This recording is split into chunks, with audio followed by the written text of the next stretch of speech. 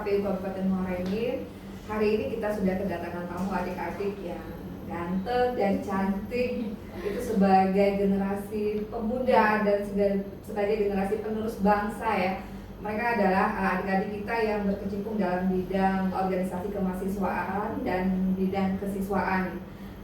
Baik, untuk kita memulai acara ini mungkin sebaiknya kami perkenalkan dulu ya adik-adik. Yang pertama Haris, kemudian Adinda. Halo. Halo guys, halo teman-teman pemilu.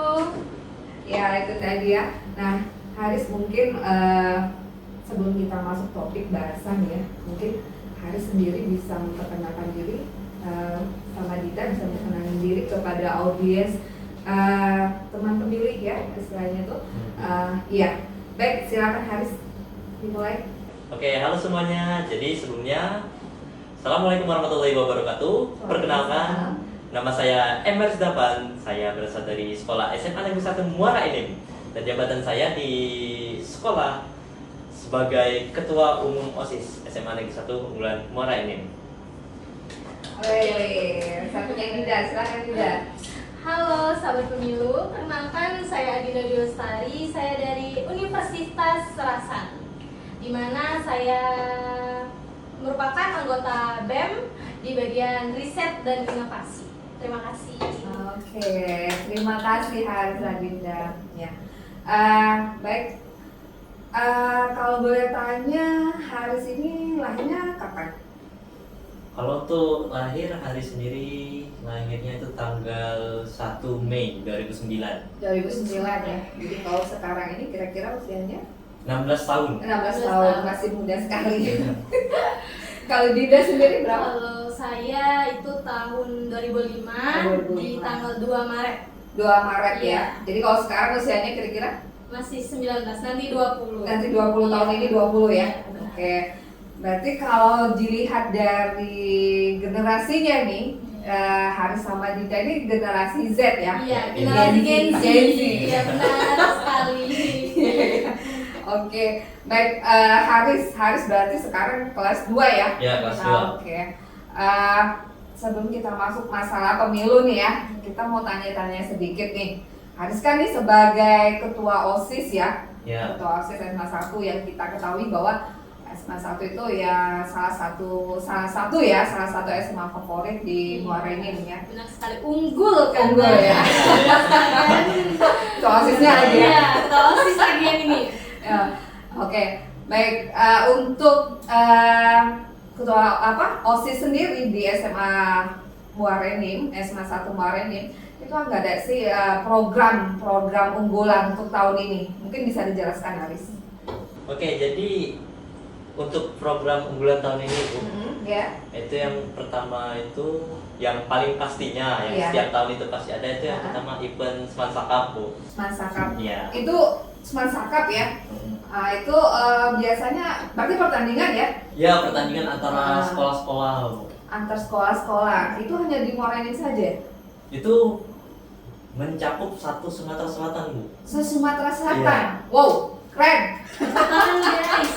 Guys, Guys, hebat, keren. Se-Sumatera Selatan ya. Jadi kawan-kawan boleh dong promosi. Bagi teman-teman yang dari Sumatera Selatan, baik dari Palembang, Oki, dan segala macam daerah, boleh dipantengin terus IG Smansakap 20 karena di sana nanti akan ada informasi lebih lanjut untuk lombanya. Oke, mudah-mudahan berhasil sukses ya. Amin. Iya. Oke. Untuk Dinda sendiri ada nggak program BEM? untuk program BEM ini kita di tahun ini atau di bulan terdekat ini rencananya itu akan mengadakan malam keakraban. Keakraban Iya. gimana? Akrab gimana tuh? Malam keakraban itu tuh lebih tepatnya kita ambil dari akrab ya Bu ya. Kita di situ menampung untuk menjadi wadah bagi mahasiswa di Universitas Serasan, tepatnya bagaimana untuk kedepannya universitas ini nih bakal menjadi insya Allah lebih baik, Amin. lebih maju dan Amin. lebih berkembang dan lebih diminati, dan masih banyak lagi orang yang tahu bahwa di daerah seperti ini ada universitas yang bagus. Oke, mudah-mudahan ya. Mudah-mudahan. Baiknya. Kami doakan mudah-mudahan Serasan dan SMA 1 Muara Enim jaya selalu. Oke. Baik, langsung kita masuk ke inti bahasan kita hari ini ya. Jadi kita ngobrol-ngobrol santai saja nih, nggak usah kaku. Jadi kalau Haris sendiri sepertinya udah pernah belum nyoblos? Kalau secara umum itu belum, Bu. Belum ya, ya pastinya lah. Kalau nyoblos ketua OSIS Pernah. Udah ya, dan terpilih. Iya. Pasti dia nyoblos dirinya sendiri. Oh itu. Nggak bisa, ya. Oh nggak bisa ya? Iya. Jadi kalau Dinda sendiri pernah? Pernah, alhamdulillah. Pernah ya? Iya. Itu di tahun berapa? Di tahun yang terakhir Terakhir Iya. di kegiatan pemilu apa tuh kira-kira? mencakup semuanya kalau nggak salah. Pemilu presiden dan Iya. wakil presiden mulai dari Februari berarti ya? Iya. Artinya Dinda sudah menyoblos 2 kali ya? Untuk tahun 2024 kemarin? Iya, benar sekali. Iya, karena Dinda sekarang kan udah hampir 20 ya Iya. tahun ini ya. Artinya kemarin, oh ya, Iya. pastinya udah 2 kali 2 kali. dong. Aktif kan? 2 kali Aktif. nyoblos kan? Udah, Oh. tidak golput. Oke, tuh teman-teman, jangan golput. Ya. Baik, untuk Haris sendiri nih ya. Haris sendiri kan belum pernah nyoblos. Iya. Nah, itu tapi kan di berita-berita kan udah waktu 2024 kemarin ataupun di 2023 kan udah santer nih iklan-iklan di TV segala macam kan, misalnya yang untuk mendorong masyarakat untuk memilih ya, memilih mencoblos di hari H ya. Nah, untuk Haris sendiri, kira-kira pengertian pemilu tuh tau nggak sih? Apa sih itu pemilu? Ini aja, nggak usah terlalu textbook. Ya, Kalau silakan. menurut Haris, pemilu itu kan bersifat salah satu demokrasi, Bu. Iya. Di mana rakyat yang menentukan pemimpin mereka nanti. Mm-mm. Suara rakyat itu sangat penting, Bu, untuk menentukan masa depan Indonesia, maksudnya, Bu. Oh, Di jadi. mana pemilu ini merupakan sarana untuk memilih tersebut. Oke. Kalau dari Dinda sendiri? Nah, kalau menurut Dinda, dalam bahasa teoritis saja pemilu itu adalah pemilihan umum. Ya, Iya. benar sekali kata Haris tadi, di mana kita bisa memilih, melihat, mengkaji atau menganalisis, pemilih atau kita akan memilih pemimpin bagaimana untuk kedepannya bagi bangsa Indonesia ini. Perfect. Iya. Dan di sana juga benar sekali demokratis, di mana kita harus berpikir secara benar dan bagaimana kita menyuarakan apa yang ada di pikiran kita. Iya. Dan tentunya kita dapat memilih apapun sesuai dengan keinginan kita. Siap. Ya, jadi betul sekali ya, pada dasarnya yang Haris maupun Dinda sampaikan itu secara garis besarnya itu benar istilahnya. Cuma ibu menambahkan saja. Jadi memang pemilu ini adalah sebagai sarana kedaulatan rakyat, ya, sarana kedaulatan rakyat untuk memilih presiden dan wakil presiden, kemudian DPR, DPD, DPRD kabupaten, sama provinsi ya. Itu yang dilaksanakan secara luber, langsung, umum, bebas rahasia dan jujur dan adil ya. Jadi itu bisa disampaikan lah kepada teman-teman sekalian, itu adalah sarana rakyat. Intinya poinnya sarana rakyat untuk melaksanakan ya sebagai wadah ya, aspirasi rakyat. Nah, seperti itu. Baik, pertanyaan selanjutnya ya, ini untuk Haris ya. Kemungkinan di tahun 2002, sekarang kan masih 16 tahun ya. 16 tahun. Nah, artinya di tahun depan, tahun ini berarti 17. 17. Artinya 17, berarti di 2029 nanti kan Haris sudah bisa memilih ya. Udah bisa mencoblos nih ya. Nah, bisa mencoblos. Kira-kira Haris ada tidak sih keinginan untuk menyampaikan aspirasi Haris dalam bentuk yaitu tadi melakukan pemilihan di tahun 2029 nantinya? Mencoblos, maksud saya ada nggak sih keinginan untuk mencoblos atau nanti aja lah nyoblos nggak nyoblos ya gini-gini aja. Iya. Tetapi kan sebagai generasi pemuda, Muda. nah itu ada nggak sih keinginan saya ini harus nih ada suara buat bangsa dan negara. Nah, itu kepedulian Haris terhadap bangsa. Ada nggak sih kira-kira rasanya ingin saya harus nih mencoblos gitu. Gimana Haris? Tentunya ada, Bu ya. Ada ya. Karena kita kan di sini kan merupakan generasi muda, generasi yang paling lama hidupnya dengan kebijakan-kebijakan saat ini. Oh iya, ya, yang terdampak langsung. Ya, mungkin berdampak nantinya. langsung. Dan di sini suara kita itu benar-benar penting untuk menentukan pemimpin kita nanti. Kalau misalnya apa tuh kita tidak milih dan akhirnya ternyata yang dipilih itu mohon maaf agak kurang benar, Iya. ya pasti kita pakai ngeluh gerutuan di belakangnya. Padahal kita tidak milih, Bu. Oh iya, ya. Tapi janji ya. Janji. Janji milih ya. Iya. Nah, itu tadi ya, apa namanya, artinya Haris akan mencoba cari tahu ya tentang bagaimana latar belakang ataupun background pemimpin ataupun wakil rakyat yang mungkin Haris akan pilih kan, seperti itu ya. Lalu kira-kira gimana sih caranya Haris supaya kata orangnya tidak membeli kucing dalam karung? Nah, gimana sih trik-triknya Haris biar tahu bagaimana sih pemimpin ini si A ini bagaimana sih backgroundnya biar saya pilih kayak gitu. Caranya gimana Haris kalau mau cari tahu tentang mereka? Yang pertama Bu, ngelihat rekam jejaknya.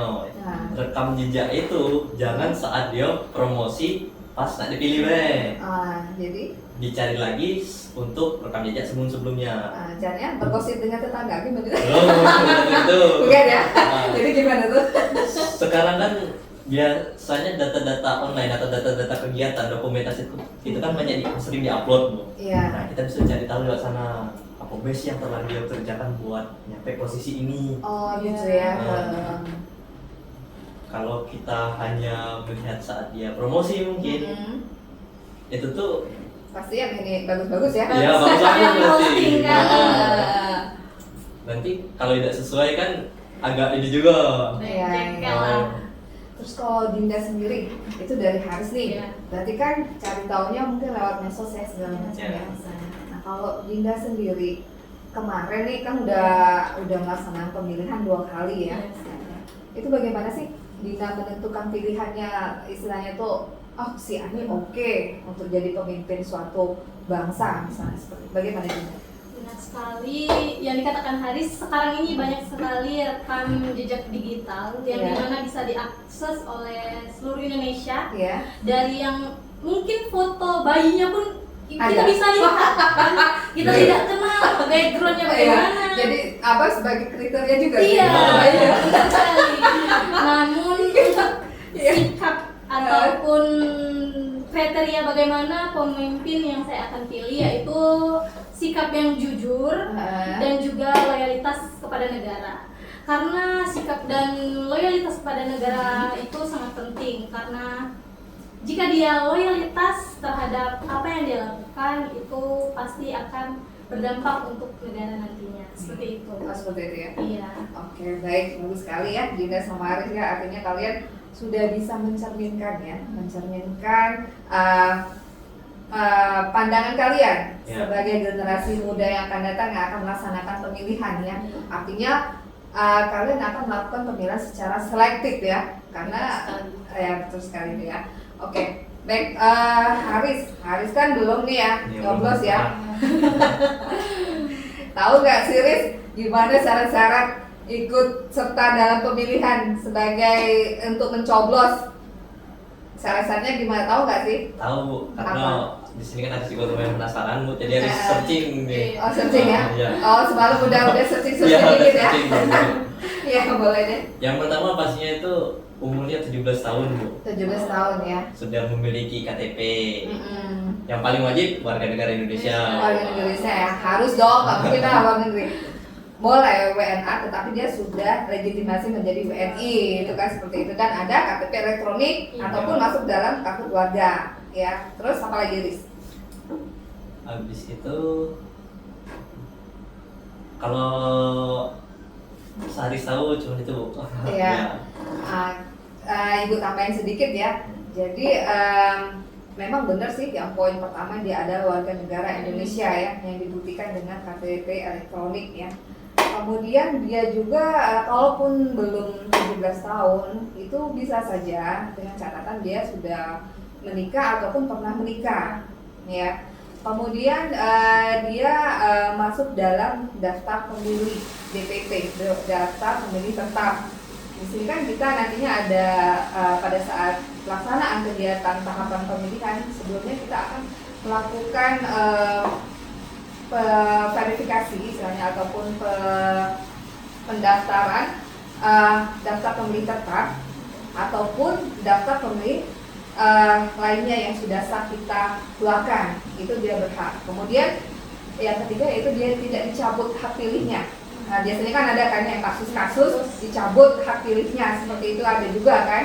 Nah, kemudian lagi pokoknya dia domisili di Indonesia, Negara Kesatuan Republik Indonesia ataupun di luar negeri, tetapi dia ada memiliki kartu KTP elektronik ataupun paspor. Ya, itu diantaranya. Nah, satu lagi, bukan TNI ataupun Polri. Nah, jadi TNI sama Polri nggak boleh milih kayak gitu. Baru tau kan? Baru tahu. Baru tahu ya. Itu mereka nggak boleh memilih, ya, artinya netral. Baik, untuk selanjutnya itu Dinda nih. Dinda kan usianya 20 ya tahun ini. Istilahnya sudah lebih matang lah kalau dari segi usia dari Haris ya. Nah, kalau menurut Dinda, seberapa penting sih suara pemuda itu dalam pelaksanaan pemilihan, dalam menentukan arah masa depan bangsa? Seberapa penting menurut Dinda? Kalau menurut Dinda pribadi sih itu sangat penting, karena satu suara rakyat itu menentukan sekali bagaimana kedepannya untuk masa depan, terutama untuk anak-anak muda zaman sekarang, terutama Gen Z tentunya ya, yang nanti bakal berdampak untuk anak-anak kita kedepannya. Sangat berdampak ya istilahnya ya. Kalau Haris sendiri, seberapa penting sih suara Haris? Enggak, penting dong, penting banget. Penting banget itu. Penting banget ya. Meskipun masih kecil, 17 tahun itu penting dong. Karena begini, dari segi usia Gen Z ya, itu saya baca di literatur itu dalam demografis kependudukan itu yang terbesar. Iya. Dari data sensus BPS tahun 2024-2025. Artinya peran serta Gen Z dalam pemilihan itu sangat besar, sangat berpengaruh nantinya di pemilihan di tahun 2029 ya. Itu tadi kita juga sudah mengulas ya barometer Haris sama Dinda dalam memilih seseorang sebagai pemimpin ya. Nah, kita kan tentunya makhluk sosial ya, makhluk sosial yang tidak lepas dari bantuan orang lain ya. Dan juga kita, apalagi kalian generasi Z, ini pastinya kan banyak teman nih, banyak bersosialisasi kan, kongko biasa saya lihat di kafe-kafe ya, muda. Nah jadi misal 2029 nanti akan dilakukan pencoblosan kan ya untuk memilih wakil-wakil rakyat ya, baik itu legislatif maupun kepala daerah ya. Jadi misal ya ada teman Dinda ngomong nih, Din, lo nyoblos nggak sih besok? Otomatis mungkin Dinda jawab iya. Terus Dinda tanya nih, kamu nyoblos nggak? Males lu, enakan tidur. Ya. Enakan tidur, dapat uang juga enggak katanya kan? Nah kira-kira apa sih yang Dinda lakuin untuk ngadepin temen yang kayak gitu? Dinda intinya akan mendorong teman-teman agar untuk memikirkan masa depan bagi kita ataupun anak-anak yang akan datang nanti, seperti itu. Anak Gen Z ini minim kepercayaan Bu sekarang. Minim kepercayaan. Iya. Penyebabnya apa tuh? Penyebabnya itu maaf ya kalau agak politik ini. Enggak apa-apa. Bisa kita lihat pemimpin-pemimpin di sana banyak sekali menebar janji palsu. Oh, janji palsu. Iya.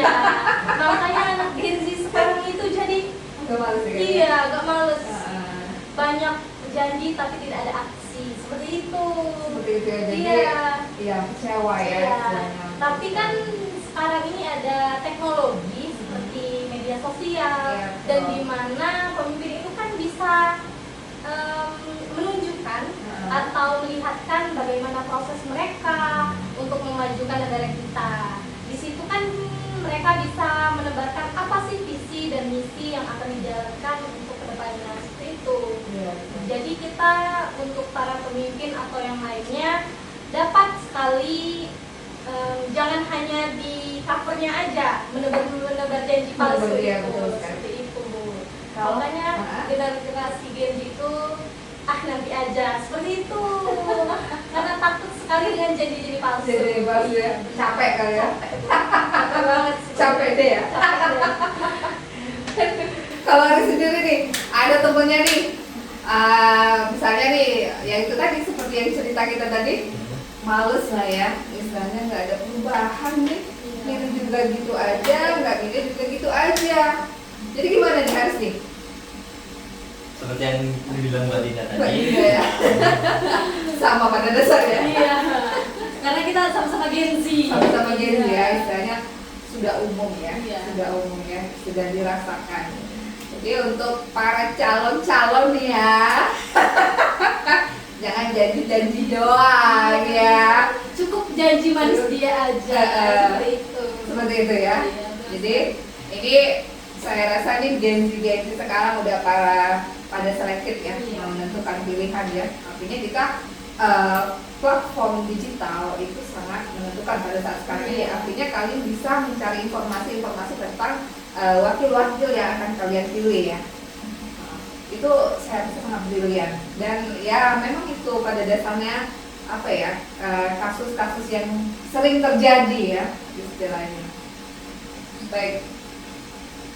Terus menurut kamu nih, kalau Dinda sama Haris mau nggak jadi relawan demokrasi misalnya jadi relawan demokrasi sebagai perpanjangan tangan KPU Muarajim untuk mensosialisasikan bagaimana kita KPU, bagaimana pemilihan, bagaimana cara memilih yang baik, memilih yang benar. Itu kira-kira mau nggak terlibat langsung dalam relawan demokrasi? Pastinya mau, Bu. Mau ya? Yang pertama kan di sini kita juga bisa menambah pengalaman. Lagi di sini Haris memang benar-benar belum dalam tentang pemilu, masih awam. Dan kita juga bisa melakukan sosialisasi untuk mengajarkan kepada teman-teman kita bagaimana nih cara kita memilih di dalam pemilu, dan bagaimana sih harapan kedepannya dari pemimpin yang kita pilih di sini dan dampak untuk kedepannya. Siap-siap, artinya bersedia ya istilahnya ya. Kalau Dinda sendiri bagaimana? Tentu saja kalau untuk sekarang kan belum ada ya untuk pemilu, Iya. dan mungkin akan dilaksanakan 2028 atau 2029 itu, dan dimana mulai sekarang mungkin sudah ada pikiran untuk menjadi relawan dan akan Relawan kecil-kecilan dulu ya. kecil-kecilan dulu. Dan akan berproses untuk belajar bagaimana menjadi relawan yang baik untuk KPU utamanya di Muara Enim. Oke, makasih banyak. Mungkin kita bisa setelah podcast ini bisa bekerja sama lagi ya untuk meningkatkan pengetahuan Gen Z, khususnya Gen Z, mungkin melalui digital ya, medsos seperti itu mungkin lebih mengena secara luas, dan ya mungkin dari pergaulan mungkin Haris dan Dinda bisa misalnya melaksanakan ya sedikit sosialisasi lah seperti itu ya. Baik, untuk Dinda, kamu sekarang ini kan sudah semester berapa? Masuk semester 2. Semester 2 ya. Pernah tidak mengikuti sosialisasi di kampus tentang pemilu atau kepemiluan seperti itu? Kalau untuk sekarang sih karena Dinda baru mahasiswa ya, dan juga belum banyak kegiatan yang memiliki kepentingan untuk memilih lebih tepatnya, dan itu bisa dibilang belum pernah kalau di kampus. Belum pernah ya? Iya. Mungkin ini juga bisa jadi masukan ya bagi kami KPU. Kalau di Haris pernah tidak? Belum pernah. Oh, belum pernah juga ya. Nah, ini mungkin nanti kita jadikan sebagai masukan ya bagi para pimpinan KPU Muara ini untuk melakukan kolaborasi ya, kolaborasi untuk generasi Gen Z khususnya kan. Nah, karena seperti kita ketahui kan, itu kan sekarang harusnya 16 nih, nanti dari 2029 otomatis yang generasi Haris maupun apalagi Dinda itu kan masih sudah mencoblos ya. Iya. Nah itu, jadi mungkin kita akan masuk ke sekolah-sekolah dan rangka sosialisasi ya. Baik, saya rasa hari ini podcastnya menarik sekali ya dengan generasi yang brilian. Kalau saya menilainya dari percakapan ini kalian sungguh-sungguh brilian dan berhak dan sangat cocok untuk menduduki pendudukan di organisasi baik OSIS maupun badan eksekutif mahasiswa, karena kalian ada pemikiran tajam tentang pemilu itu sendiri. Baik, untuk menutup podcast kita hari ini mungkin harus bisa memberikan quote sedikit untuk kawan-kawan yang di sana yang mungkin bisa memacu mereka untuk tahu lagi tentang pemilu. Silakan Haris. Halo teman-teman pemilu. Jadi hari di sini memiliki sedikit quotes. Quotesnya mungkin sangat simpel. Pemimpin masa depan dipilih oleh pemuda yang peduli hari ini. Wih, mantap. Peduli dong ya. Nah, harus peduli, Bu. Harus peduli ya sebagai generasi muda. Oke, Dinda silakan. Untuk quote dari saya, untuk teman-teman pemilu yang ada di luar sana, di sini di mana suara kita menentukan masa depan anak bangsa, dan mari kita ikut berpartisipasi dalam pemilihan umum dan jangan sampai golput ya. Jangan dong, jangan golput. Baik, itu tadi teman pemilih, kehadiran adik-adik kita dari SMA 1 dan dari Serastan Sekunda Universitas. Untuk podcast selanjutnya silakan dipantau terus podcast KPU Kabupaten Muara ini. Selamat siang, terima kasih, dadah.